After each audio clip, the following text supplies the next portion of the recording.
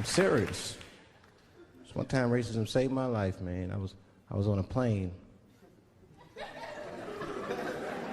I was coming from overseas, and I don't know how this guy got a machine gun on the plane, but he stood up, man. He said, "Everybody, get on the fucking ground.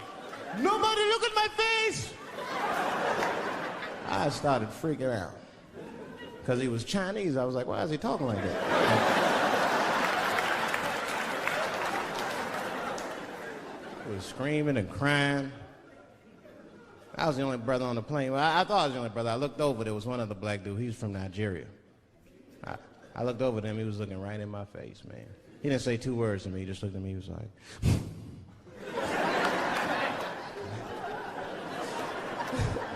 He didn't need to talk, I knew just what he was talking about. I looked right back at him, I was like...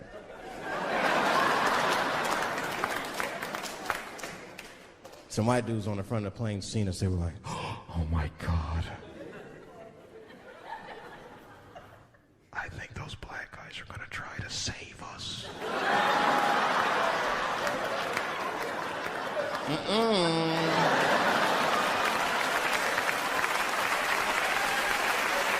We were just communicating that we understood the situation.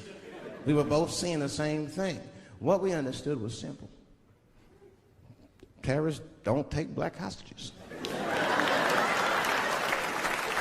That's the truth. I have yet to see one of us on the news reading a hostage letter and shit. They is treating us good. We all chilling and shit. I'd like to give a shout out to Ray Ray and Big Steve and send some Newport.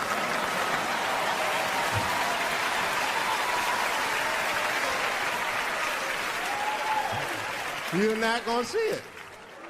And terrorists are smart. They know what they're doing there, you know. They terrorists. They know it's black people's bad bargaining chips.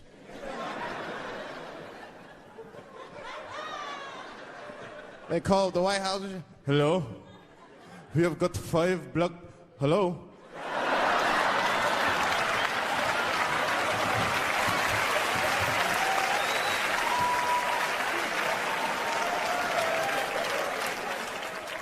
It's really some scary shit. I gotta tell you, Harvey Weinstein...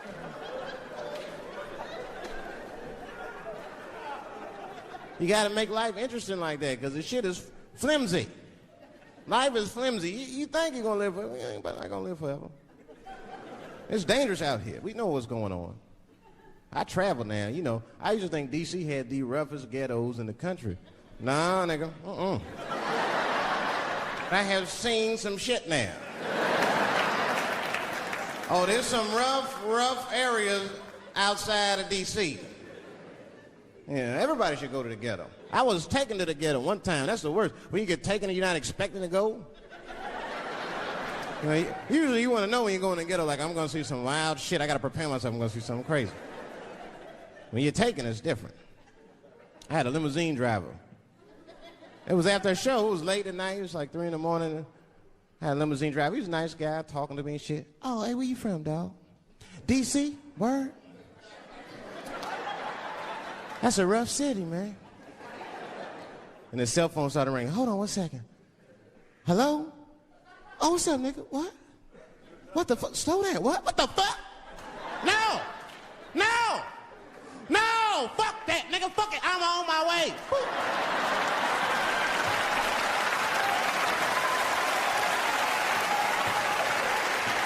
Hey. I gotta make a stop real quick. At 3 o'clock in the morning. I didn't know he was taking me to the ghetto at first. I started looking out the window. I was like, what the fuck? Gun store, liquor store, gun store. Where the fuck are you taking me? This don't look good. He didn't say shit. He just pulled up in front of an old rickety building that looked like a project. Now, I'd never been there before. I'm not sure if it was a project, but it certainly had all the familiar symptoms of a project. A fucking crackhead ran this way.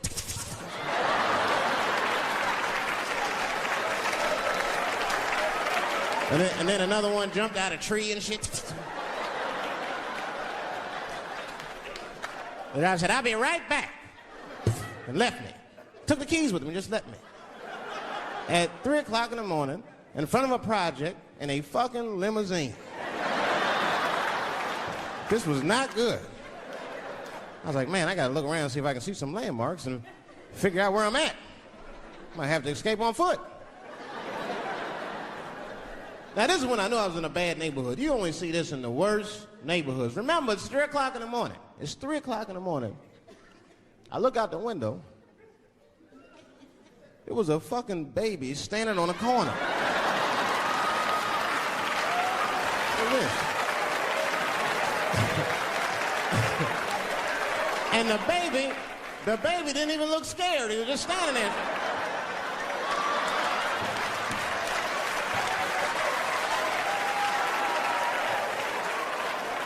I mean, it made me sad. It made me sad, really. You know what I mean? Because I wanted to help the baby. I was like, I don't trust you either. I'm sorry. Click. Click. The old baby on the corner trick, eh? I'm not going to fall for that shit. Where's this limousine driver? You know, I start feeling bad. As time goes by, I start feeling worse. Like, man, what is wrong with me? What the hell's wrong? I'm scared of a baby. And this baby could be in trouble. He might need my help. I got to do something. But I wasn't going to get out the car. I'm serious, man. I just cracked the window a little bit. There's an old limousine. I can roll it down.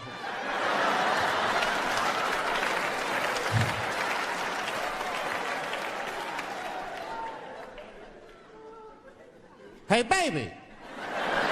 Baby, go home, man. It's 3 o'clock in the morning. What the fuck are you doing up? The baby said, I'm selling weed, nigga. I said, oh, shit.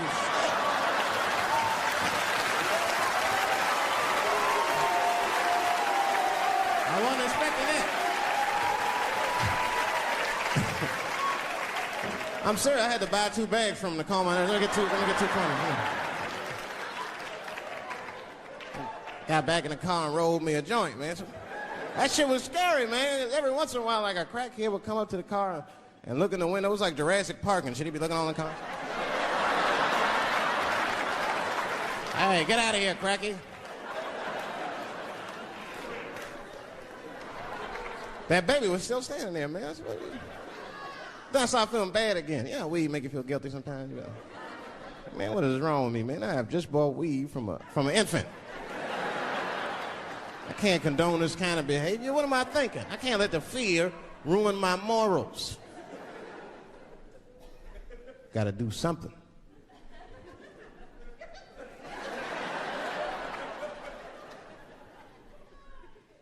Hey, baby. Stop selling weed, all right? You got your whole life ahead of you. He said, fuck you, nigga. I got kids to feed. I said, God damn.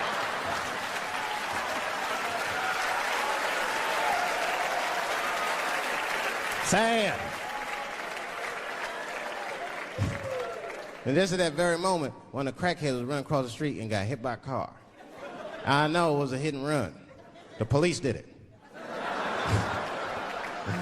That's all right. They sprinkled some crack on him and got back up.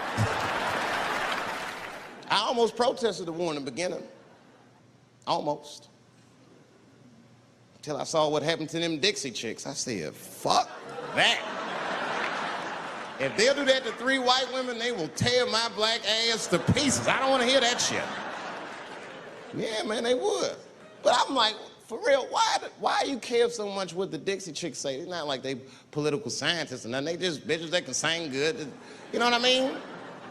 Stop worshiping celebrities so much. Just don't listen, don't pay attention. I remember right around September 11th, Ja Rule was on MTV. That's what they said. They said, we got Ja Rule on the phone. Let's see what Ja's thoughts are on this tragedy. Who gives a fuck what Ja Rule thinks at a time like this, nigga? This is ridiculous. I don't want to dance. I'm scared to death. I want some answers that Ja Rule might not have right now. You think when bad shit happens to me, I'll be in the crib like, oh my God, this is terrible. Could somebody please find Ja Rule, get hold of this motherfucker so I can make sense of all this. Where is Ja? Guide me, Ja Rule.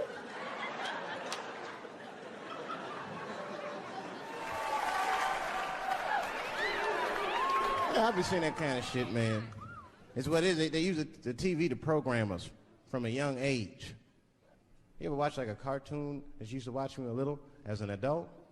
That shit is wild shit. Some wild shit. I mean, like I was with my nephew. We sitting there, we watching Pepe Le Pew, and I say to my nephew, I said, now pay attention to this guy because he's funny. I used to watch him when I was little. And we watched the Pepe Le Pew, but I'm old now. I'm looking like, good God, what kind of fucking rapist is this guy? Like, take it easy, Pepe. My nephew was sitting there cracking up. See, sometimes you gotta take the pussy like Pepe. Like, no.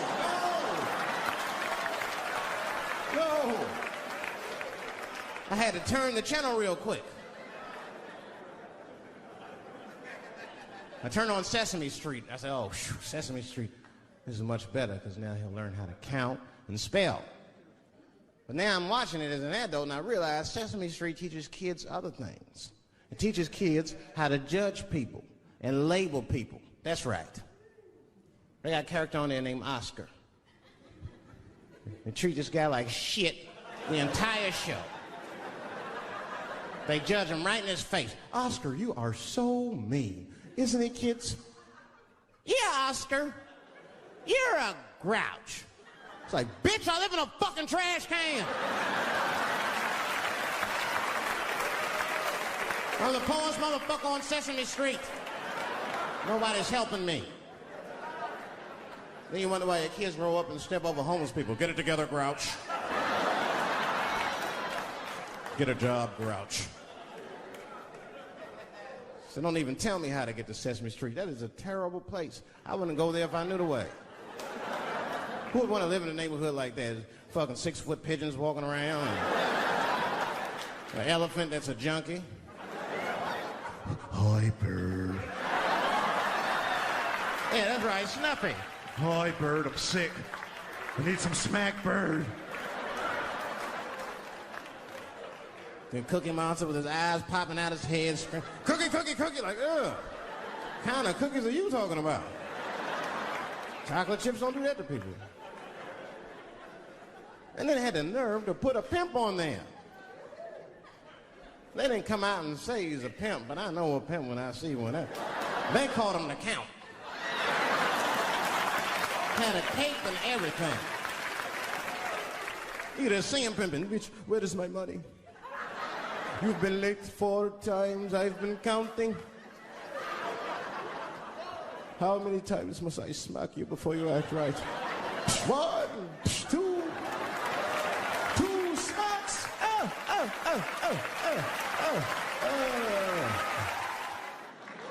That's what I'm waiting for, because the timing of this Michael Jackson shit is what makes me doubt it. Every time this war is going out of control, or the economy gets bad, or something is wrong with the world at large, it's always these moments in history that Michael Jackson will coincidentally jerk off a kid. This is getting ridiculous. Like, are you planning this shit? Do you have meetings? Michael, thank you for coming. As you know, Michael, the war has not been going as well as we expected. There's been a lot of hiccups, and the public is asking us a lot of questions, of course, and, well, Michael, there's no nice way to say this, and all I know how to do is be direct, so let me just be direct. We're gonna need you to jerk off another child, Mike. I'm sorry. I am sorry. But it would really help out. Or maybe he did it. Who knows? Who knows? That's the thing. That's what I wanted to say. Who knows? Who the fuck knows? Mike, God, and this little boy know. That's about it. That's about it. The only reason that I can even talk about this shit is because everybody is speculating. They all think he did it. And I don't think he did it. I'm alone in this. I don't think he did it. I'm not gonna say I don't think he did it. That's too strong.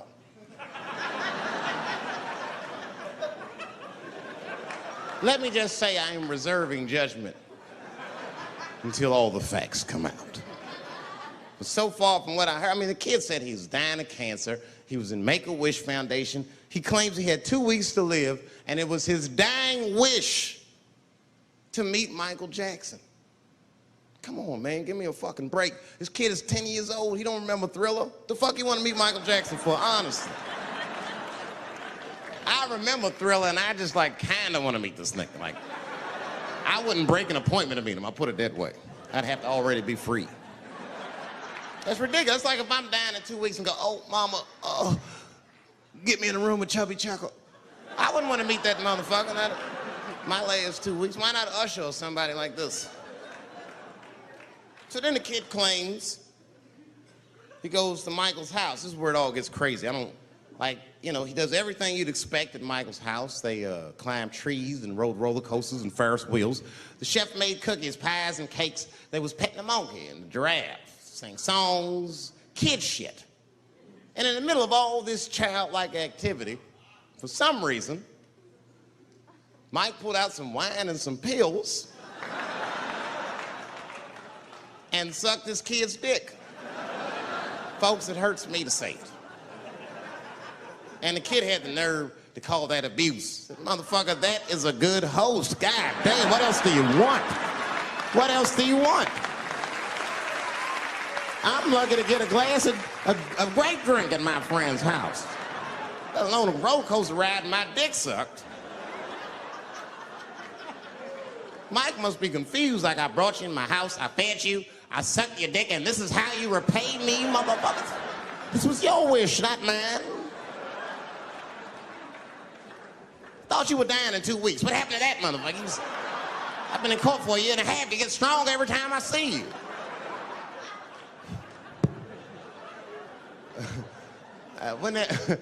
This is fucked up. I shouldn't even say this fucked. Wouldn't it be some ironic shit if they found out through this case that the cure for cancer was Michael Jackson sucking your dick somehow? Like if Mike had powers like Green Mile and all the kids like, please, Mike, suck our dicks. Never again. He didn't appreciate it. Can we at least study your saliva? Please, Mike.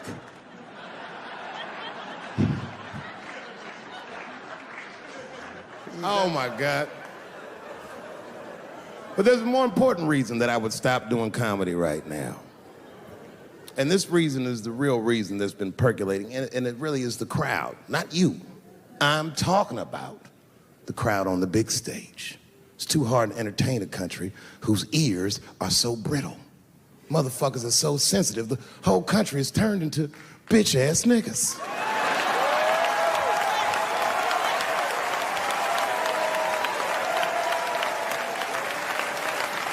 Everything you say upsets somebody. But motherfuckers are just taking it too far. I don't know why or how everybody got this goddamn sensitive. You know who hates me the most? The transgender community. Yo, yeah, these motherfuckers. I mean, I didn't realize how bad it was. These motherfuckers are really mad about that last Netflix special.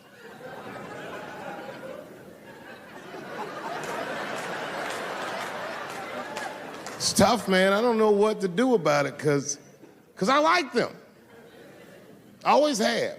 Never had a problem with them. You know, just fucking around. As a matter of fact, I think I make fun of everybody, and I mean, as a group of people, they have to admit, it's kind of fucking hilarious, man. I'm sorry, bro. It's like, I've never seen somebody in such a hilarious predicament not have a sense of humor about it. They're born feeling like there's something other than they're born as, and that's kind of funny, you know? I mean, it's funny if it's not happening to you. I believe transgenders. I don't understand them either, but I know they mean what they say.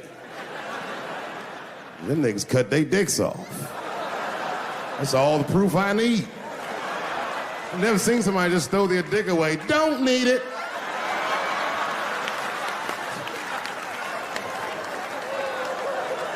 I don't understand, but I believe you and I support your decision, motherfucker. I was doing a show. I was in Portland, Oregon. And I was checked in a hotel under the name Charles Edward Cheese.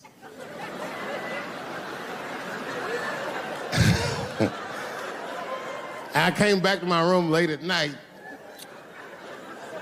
and there was a note. It was like a letter on my desk. It was addressed to Mr. Cheese. So obviously, I'm going to assume that whoever wrote this letter must be an intimate friend of mine. This is not some kind of name that a person would just guess. But then I open the letter, and it turns out I don't know this person at all. It's a fan letter. You know, I'm not even used to the idea that I have fans, but I'm grateful for it.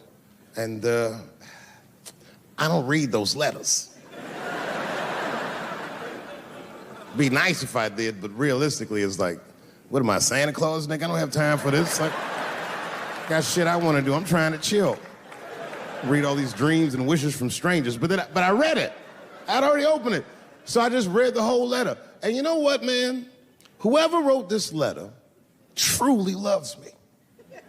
I mean, they were really fucking nice in the letter. And then they described to me what it was like to come to the show, how excited they were, how much fun they were having. And then they said that when I got to my jokes about transgenders, that they were, quote, devastated. Because it turns out that whoever wrote the letter was transgender. Now, I'm going to be real for a second. As a policy, you got to understand, I never feel bad about anything I say up here.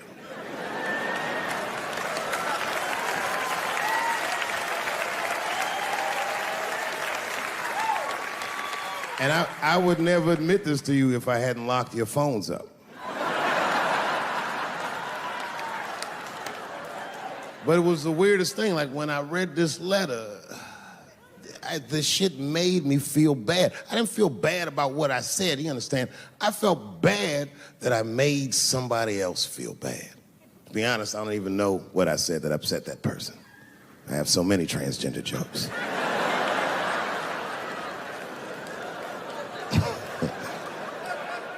But I feel like it was probably this joke I'm about to tell you right now. And it's not even that bad of a joke. It's a true joke. I mean, it's not true, but I had read in the paper that Caitlyn Jenner was contemplating posing nude in an upcoming issue of Sports Illustrated. And I know it's not politically correct to say these things, so I just figured, fuck it, I'll say it for everybody else. Yuck.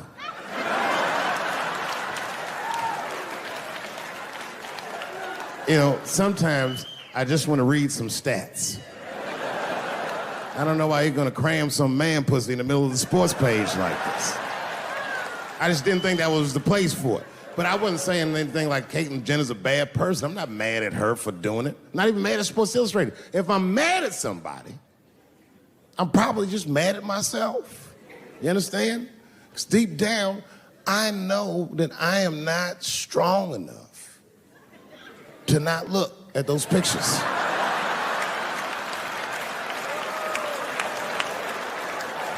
And I don't think I'm ready to see what she's trying to show me. So Caitlyn, goddamn it, if you go through with this thing, bitch, you better go hard or go home. I want you to go all the way. Hustler style. Do you know what hustler style means, miss? That means spread the lips.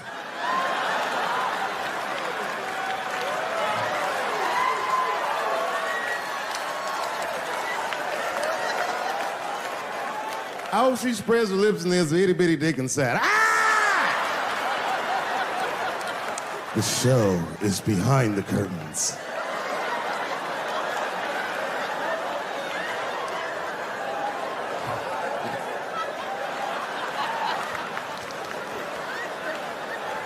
I don't know what I said that upset that person.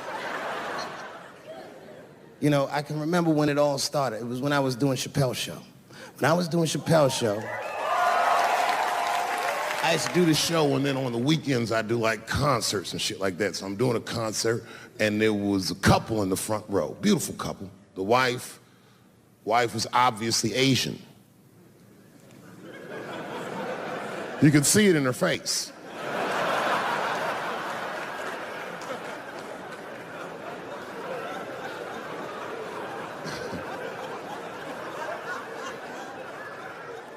The husband, this motherfucker was mysterious, to say the least. Couldn't quite pinpoint where he was from. Caramel-colored fella, very nice hair, but he could have been from anywhere. Bangladesh, Mexico. I can't guess with a nigga like this. All I knew for sure about this guy is that his wife was a bitch. I could see that in her face, too. No, he was laughing and having a good time, and she was scowling at me at a goddamn comedy show. I couldn't figure it out. And then I realized at some point that she was pregnant, and I was smoking on stage. I said, oh my God, that's probably why she's mad. So I started to put my cigarette out, but then she hit me with one of them fake non-smoker calls. So I just kept smoking. I thought to myself, bitch, that baby will be fine, relax. And I tried to break the tension. I just asked her. That's all I said. I go, hey, where are you guys from anyway? And I could tell that she was on to me. She goes, very condescendingly, she says, I'm from California. If you're asking my ethnicity, I am Chinese. And her husband was just cool about the shit. He was like, I'm Mexican, bro. I said, well, I'm sorry if I offended you by asking. But you're a very beautiful couple. And miss, there's no question that you're gonna give birth to the hardest working baby this world has ever seen.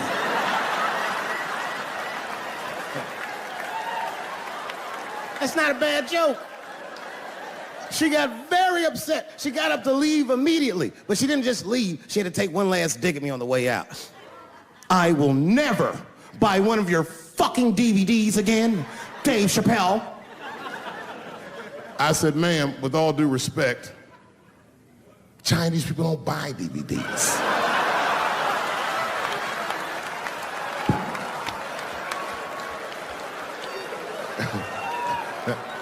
And the crowd went crazy. We were all laughing, having a good time. I didn't even think anything of it. And then just 3 days later, this lady sends a fucking letter to my promoter telling him not to book me for shows anymore because I was, quote, racist, and I'm quoting her, insensitive to the nature of my interracial marriage. I was like, word, bitch, I was. If she had just done a little bit of research, she would know that I myself am in an interracial marriage. That's right. In fact, my wife is Asian too. Surprise, bitch, I'll see you on Thanksgiving.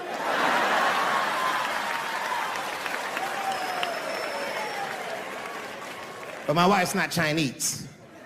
She's Filipino. That's right. And our kids are Puerto Rican somehow, so there you go. Now, let's think about this. You've heard them on their radios, on television, you've read their newspapers, you've even talked to them in your beer houses. What do they call us? They call us Anglo fools. They call you Anglo fools. And they've called all of us Biafrans. Are we Biafrans? They call us enemies in their house. That's not the truth. The truth is they stole our rights. You know that. They destroyed our wealth. Call us Cameroonians. We are Ambazonians.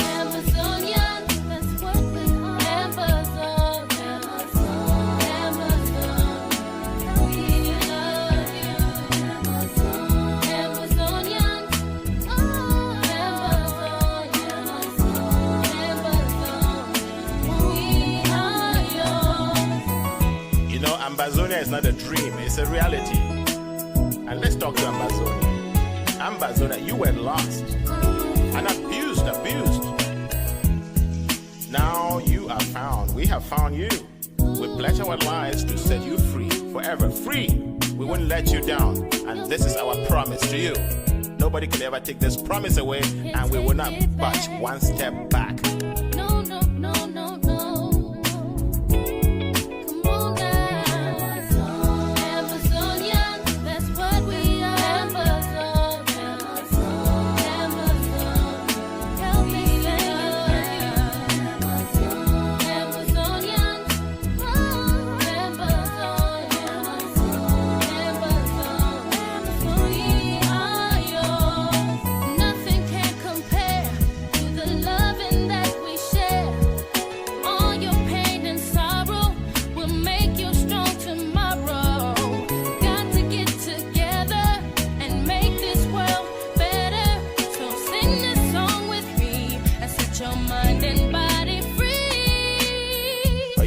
this really comes down to you and me.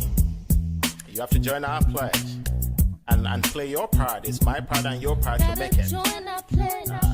You and me will set it free because freedom is the word. Don't let them lie to you. There's nothing else but freedom.